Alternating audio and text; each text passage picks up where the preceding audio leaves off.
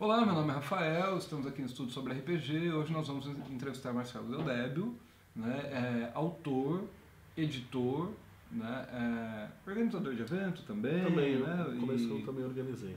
autor de RPG, de jogos de tabuleiro. Então a gente vai falar um pouco sobre ele, que publicou alguns livros que foram bem importantes, né, e que era figurinha fácil nos anos 90 principalmente, você encontrar, vai nos eventos, encontros, tinha alguém com o Diamond, com trevas, com arcano debaixo do braço, principalmente, mas tem o Rai Brasil, tem, né, tem vários outros. Queria saber, a primeira coisa, assim, como você começou a jogar RPG? Como surgiu? Então, como é que surgiu? Bom, eu, nerd, leio quadrinhos acho que desde que eu aprendi a ler. E em 1984, meu pai achou numa Bienal, num importador que era ainda a Forbidden Planet, na época que ainda existia, ele conseguiu achar um Marvel Super Heroes. E ele comprou achando que era alguma coisa de super-herói. E, putz, eu peguei meus irmãos, meus amigos de colégio, igualzinho o Stranger Things, e a gente foi jogar com o Marvel. Falou, pô, que legal, a gente pode jogar com Homem-Aranha, Capitão América. Você pegou e começou a ler? Começamos a ler e jogar. Tá. E aí, dali, a gente viu uma propaganda, era TSR na época, do Dungeons and Dragons primeira edição. E a gente falou, pô, tinha um negocinho e tal, e tinha o Caverna do Dragão, o desenho. E a gente falou, puta, é o mesmo e tal. Então compramos o D&D primeira edição e começamos a jogar. Então, desde 84 eu comecei com a campanha e a gente foi jogando durante todo o colégio. Então, eu tinha um grupo de escola que estudavam no mesmo colégio que eu, meu irmão Aqui de São e Paulo, um outro né? amigo, tudo aqui de São Paulo. E a gente foi jogando e começou a ter os encontros da Forbidden. Aquilo já foi aglutinando, assim, né? A galera se juntava na Forbidden Planet, ainda era lá na Lapa, na época. E o Peter organizou um campeonato e a gente começou a conhecer os outros caras que faziam porque não existia um mercado, né? Nessa época era o que a gente chamava de geração Xerox. Porque a imensa maioria do mercado, que era minúsculo, eram pessoas que tinham ido para o exterior, estudado lá, aí traziam o RPG do intercâmbio, aí não tinha, aí tinha que eu importar, aí geralmente a galera comprava um de cada e os outros xerocavam, e era uma coisa assim extremamente indie. Era pra você jogar com seus amigos em casa mesmo, era uma coisa muito underground. E é uma coisa interessante até a gente remontar que nos anos 80 o mercado brasileiro é muito fechado. Não tem, quando a gente fala em globalização, eu vou comprar pela Amazon, eu vou dar uma olhada. Não existia internet, era muito difícil Não existia nada, ter, não tinha internet, né? não tinha nada. O mercado brasileiro era fechado para importação, era muito mais difícil, né? Então realmente o Xerox teve uma importância. Ele teve, porque não eram nem comprados esses livros, o pessoal trazia na mala. E uma coisa que me chama atenção, assim, quando a gente vai falar do RPG, e tem muitas vezes a comparação, eu lembro uma vez teve um encontro de RPG que o pessoal se reuniu e os jogadores começaram a discutir, porque nerd, e tem uma coisa que pelo menos eu sentia, eu sou de Minas Gerais, eu sou de uma cidade pequena, e você talvez possa me ajudar a compreender. Não existia muito bullying com jogador de RPG, porque ninguém sabia o que era. Ninguém né? sabia o que era. Então não era, esse joga... Não, às vezes eles sofriam bullying, mas é porque por outros motivos. Por outros motivos, né? Não era uma coisa de... Mas nunca foi uma coisa muito popular, porque a maioria dos caras que iam pro RPG eram os nerds. Era aquele cara de óculos, magrelo, que não gostava muito de esporte. Mas não tinha essa que gostava de identificação, ler. né? Era meio rato de biblioteca que ia. Tanto que aqui em São Paulo, o nosso principal ponto de encontro era a Gibiteca. A Gibiteca Municipal. Em Fio, né? E aí você foi começou a frequentar a Forbidden... E conheceu outros sistemas? Conhecemos outros sistemas, a gente jogava o D&D. Assim, eu joguei 14 anos o D&D, primeira, depois segunda edição. E aí a gente foi conhecer o GURPS e outros sistemas quando a Devir trouxe, né? Então eles juntaram o Tadeu, que trabalhava com eles nessa parte de divulgação. Eles convocaram todos os mestres que a Devir usava aquele recado para passar os recados pra gente, que a gente comprava gibi também deles. E toda a comunicação não era e-mail, não era nada, era literalmente chegava uma cartinha na sua casa falando, vai ter tal coisa, vai ter um evento, vai ter isso daí. O que hoje a juventude, os jovens mesmo, né, eles não viveram também a época, a geração fanzine, né? Geração fanzine. Que era muito importante, o pessoal... fanzine você pegava uma folha de sulfite, dobrava e colava textos e ficava trocando, como se fosse um site. só que você trocava. O blog, né? só que você físico, você trocava fisicamente. Você tirava xerox, mandava, então isso era uma coisa que era muito recorrente. Isso foi substituído, né, com o tempo, internet. Foi evoluindo. Quando eu comecei a me enfiar mais assim na parte do RPG, foi por volta de 95, quando o Caçaro começou com a Dragão Brasil. Então eu tava naquele auge, então eu ajudei na tradução do D&D para Abril, então fui um dos tradutores, tava dando consultoria, tava trabalhando, ia direto lá na Forbidden, e um dia eu encontrei o Caçaro e ele falou, pô, você não quer escrever umas matérias pra gente, no seu estilo e tal? E aí eu comecei a ser colaborador da Dragão também. Dragão. Mas, como que o sujeito da Abril chegou a você, assim, ele teve um a gente já era conhecido, porque em 92, que eu conheci o meu sócio, o Norson, foi quando eu entrei na faculdade. Então eu entrei na Poli, na USP, e você imagina que naquela época era um monte de nerd que jogava, então na engenharia da USP era onde tinha mais nerd, então a gente tinha um núcleo muito grande. E aí a gente organizou a primeira USPCon, em 92, que foi o primeiro evento de RPG do Brasil. Então depois de um mês o pessoal do Rio fez uma RPG Rio, e aí logo no ano seguinte já teve o primeiro encontro internacional. A Devir inclusive patrocinou a gente na USPCon, eles deram um apoio, eles mandaram porque eles usaram a gente como um laboratório para ver o que acertava e o que errava para fazer o mega encontro internacional. Então a partir da USPCon a gente já tinha uma galera juntos, e aí começa a ideia da Camarilla também, que era uma ideia que alguém deu nome por causa do Vampire. Que era uma associação, então era uma galera junto, mas sem ligação com a White Wolf, a princípio. Não tinha nenhuma ligação, porque mas era o pessoal de lá. Era porque tinha muito fã de vampiro na época. Então a galera acabou votando em vez de guilda, que o pessoal ainda achava que era um nome meio complicado e tinha uns nomes mais tensos, assim, né? Ele falou, põe Camarilla que fica legal, tem a ver com associação, em grupos, cada facção e tal. E começou isso. Então a gente sempre trabalhou muito em conjunto com os organizadores, tanto com o pessoal da Gibiteca, pessoal do Devir, pessoal que fazia os encontros de RPG. Os primeiros campeonatos de Magic foi a gente que organizou, porque na Poli a gente tinha os jogadores tensos. Imagina que o Magic surgiu, eu comprei booster de Alpha. Então eu joguei Magic até Homelands. Então eu tenho caixas e cartas de Alpha, Beta, Unlimited. E o pessoal da Poli comprava isso como se fosse chocolate. E os melhores decks estavam lá, naquela época longínqua, sem internet, sem nada. E era engraçado que a gente montou um ranking baseado no xadrez, que depois a Devir pegou e começou a tomar conta, a hora que eles trouxeram efetivamente o Magic de uma maneira profissional, né, para o Brasil, eles ficaram com o ranking, o Grego, o Pirajá, uma galera nossa organizou ali e depois tocou sozinho, então foi uma contribuição para o Magic que a gente fez. E o pessoal da Poli era muito engajado nesse ponto, porque o pessoal gostava mesmo de jogar. E nesse meio tempo eu acabei ficando conhecido, por isso que o pessoal da Abril já sabia que eu tinha facilidade, o Caçaro, o povo da Dragão, tudo. Daí foi aí que eu fiquei conhecido. Eu era conhecido mais como jogador, organizador e tal, mas não autor ainda. O meu primeiro livro de RPG foi em 95, o Arcano. Mas pela USPCon, como foi reunir um grupo, entrou em contato com a universidade? Então, a gente começou assim, o Norson fazia parte junto com o Pirajá e com outro pessoal do Grêmio da Poli. E a gente tinha uma certa autonomia para organizar eventos, chopada, festa, essas coisas de faculdade. A gente falou, poxa, olha, a gente tem um fim de semana, naquela época ainda podia ir na USP no final de semana. E a gente falou, pô, a gente não consegue um patrocínio aqui, tem as mesas da lanchonete, não são usadas no final de semana. As mesas dão para jogar RPG, era aquelas mesas de bar. E se a gente chamasse todo mundo que a gente conhece e fizesse o evento? E aí a gente foi falar com o pessoal do Peter, da Forbidden Planet, foi falar com o Douglas, com o Mauro, com todo o pessoal.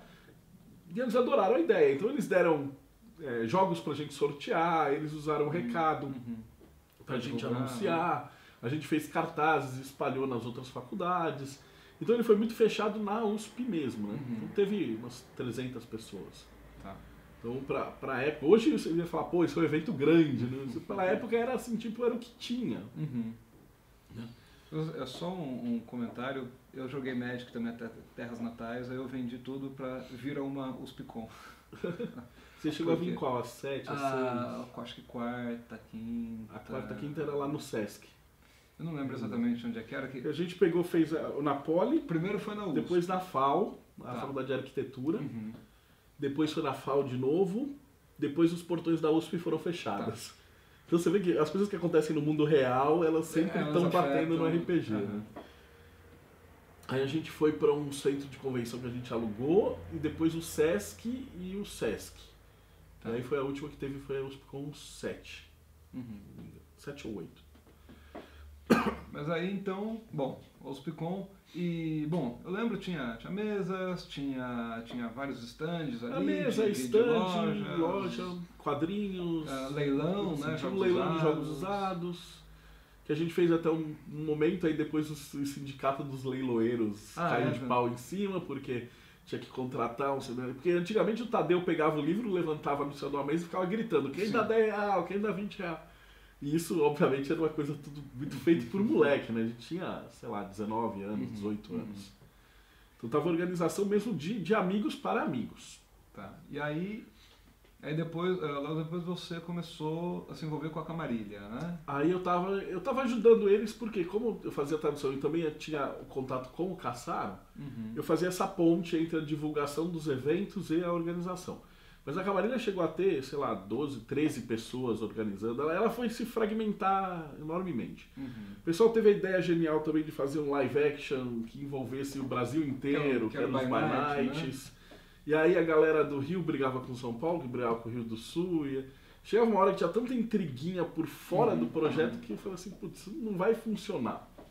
E aí, obviamente, ele acabou fragmentando depois e cada grupo ficou com o seu próprio grupo. E aí ele não funcionou muito, ele rolou por uns 2 anos. Mesmo porque naquela época, sem internet, era um negócio impossível de fazer. Era um negócio muito por telefone. Eu chegava às vezes a ligar para os Estados Unidos, eu tinha que mandar fax. Então era uma coisa que realmente foi um ato heróico. Hoje em dia, com internet, eu acredito que se alguém fizesse alguma coisa parecida, deveria funcionar muito melhor. Mas na época era o que dava para fazer. E pelas dificuldades tecnológicas, o projeto acabou não funcionando, né? E aí a Camarilha chegou a publicar um livro, né? Que chegou a publicar o Guia de Armas. Isso.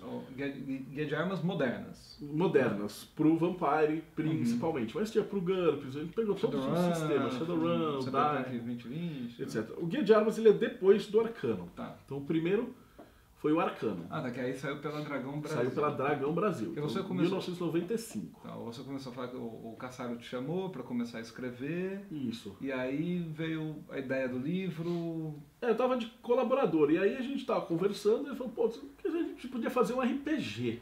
Eu falei, beleza. Eu fiz como eu já estava estudando a parte de mitologia, hermetismo. Então essa é uma outra parte da minha vida que sempre meio que permeou o RPG. Que eu fiz engenharia, depois eu fiz arquitetura, fiz especialização em história da arte, religião comparada, e depois fui para a área do hermetismo, né? Então, a estudo da cabala judaica, cabala hermética. E eu peguei esse momento que eu já adorava, esse material, e fiz o Arcano, que era um AD&D, mas que ele pegava coisas da mitologia real. Então a gente pegava os livros de história de fora, e tentou fazer alguma coisa que era a ideia medieval como as pessoas da época medieval tinham. Então tinha templário, tinha inquisidor, tinha demônio, anjo. Então aquela mitologia judaico-cristã muito forte. E não era um ambiente muito AD&D, você meio que morria muito fácil também. Né? E tinha um sistema que a galera da Poli criou, que era um porcentagem com... Na verdade, se você falar o termo é mó complicado, porque é um porcentagem logarítmico. Significa que ele vai dobrando a cada 6. Então ele facilita porque você pode fazer jogadas com os seres humanos comuns e você pode fazer super-herói e coisas gigantescas, dragões, etc. E aí o Cassaro topou e o Rui topou e eles fizeram 3.000 cópias e o negócio evaporou. E como foi o trabalho de escrever? Né? Que você eu sempre gostei de escrever, de história, dessa parte. Então, pra mim, eu sempre tive muita facilidade com escrever. Eu sempre gostei muito, eu sempre fui atrás dessa área de semiótica. Tanto que uma das minhas especializações é semiótica. E pra mim sempre foi um processo muito natural, muito fácil ainda. E era uma coisa que eu gostava muito. Então, o que eu pegava era um compêndium de história e transformava aquilo no jogo. Falava, pô, se o cara tivesse jogar com um templário, como que funciona? Eles estavam fugindo, aí tinha a maçonaria, série da maçonaria, os Rosacruzes, os alquimistas. Então eu pegava meio que a história do hermetismo e colocava as pessoas para jogar naquele cenário. Tá? Aí logo em seguida veio o 3DT e o Trevas. Foram os próximos RPGs. O Arcano vendeu 3 mil, né? O Arcano vendeu 3 mil. E a gente fez o Grimório, que fez 1000, que era um suplemento. Eles também evaporaram. Eles não durou até 98. E a resposta do público? Escrevia a galera cartas? Adorou. A gente recebia carta direto lá na Dragão. E o pessoal adorou. Ele falou, queremos mais, queremos mais, queremos mais. Aí eu fiz o Trevas, que o Caçador falou, pô, então faz uma pegada diferente. Vou fazer agora um moderno. Que o Vampire tinha estourado naquela época. Ele falou assim, pô, então vou fazer um que seja moderno, que aí a galera que quiser usar no passado usa, mas vamos fazer um moderno. Aí eu fiz o Trevas. E o Trevas também vendeu absurdos. Assim, a gente tomou susto, né? Que eu falo absurdos como uma coisa que você fala, nossa e tal. Mas que eu acho que a galera que acompanhava a Dragão, eles estavam tão sedentos de novidades e de um RPG, porque muita gente comprava por causa dos Pokémon, das coisas que vinham na Dragão, né? As notícias de fora. Que uma das sacadas geniais do Caçaro era fazer a adaptação do que quer que tivesse em voga naquele mês. Teve... Então era Arquivo X, era Cavaleiros do Zodíaco, teve toda essa parte. Dragon Ball, todos os animes. Então essa foi uma grande sacada. E a gente fez o Trevas. E a galera comprou e jogava, e os caras estavam fanáticos. E aí a gente descobriu um problema. Eram os D10. Tá. Como a gente tinha feito outro livro, A Boca Pequena, que vendia nas livrarias, era fácil de comprar os dadinhos. Tá. Mas como é que você comprava um dadinho de D10 no interior do Ceará? Em 1995. Esse que é o grande problema. Como é que você ia... Então o que aconteceu foi que muita gente começava a usar técnicas separadas. Então dava para usar o tarô. Então Trevas primeira edição você usava um tarô para jogar. E dava para usar o método que depois a galera da Poli desenvolveu, que era de relógio. Você apertava os cronômetros e marcava um D100 nos decímetros, né? Milésimo de segundo, centésimo de segundo. E aí o Caçaro teve outra ideia brilhante, que era, porra, vamos usar D6. Que era uma das coisas que eu me arrependo. Se hoje eu pudesse voltar no tempo, eu teria feito o sistema Daimon em D6. Total em D6. E aí ele fez o sistema 3DT, que era muito simples e D6. E o 3DT arregaçou. Então se o Trevas vendeu 20 mil, o 3DT vendeu 3 edições, vendeu quase 50, 60 mil.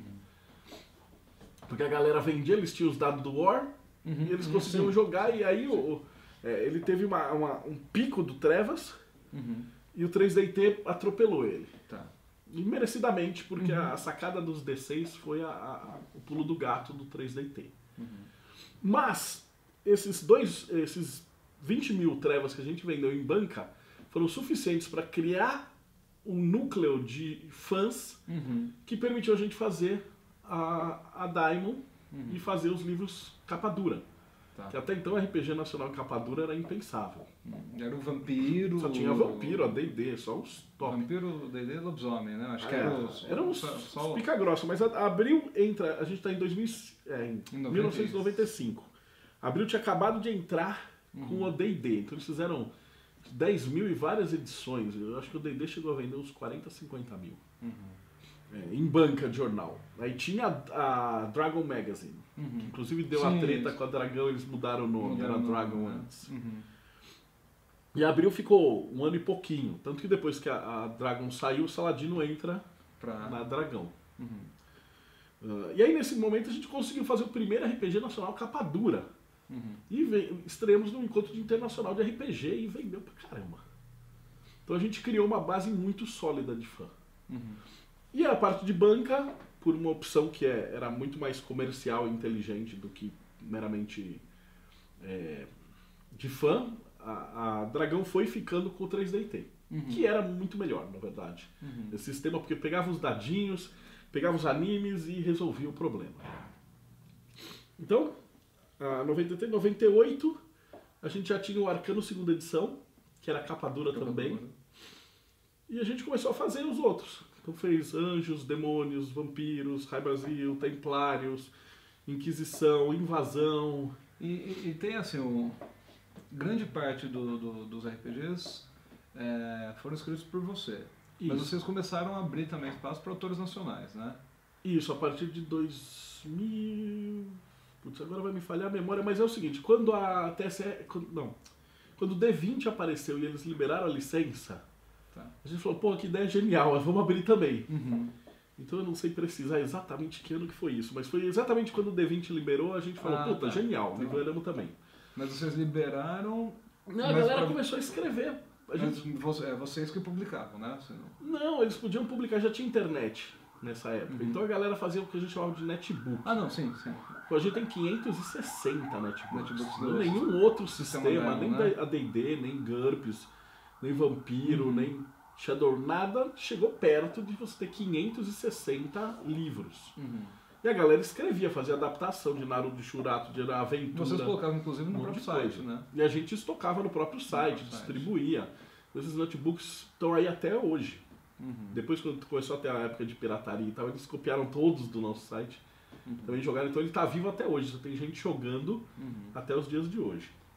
E a gente tinha excelentes autores, tinha o Shaftiel, depois teve o pessoal do Maitreya, Sistema Daimon, Maitreya fez também, teve o Imortal no Rio de Janeiro. E várias outras editoras pegaram e fizeram o jogo e venderam também. E a gente tinha uma postura muito de, puta, tá aí mesmo, pega e faz.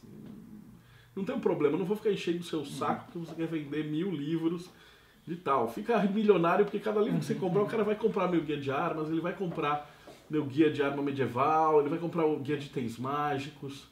Então a gente sempre trabalhou muito junto com os outros sistemas.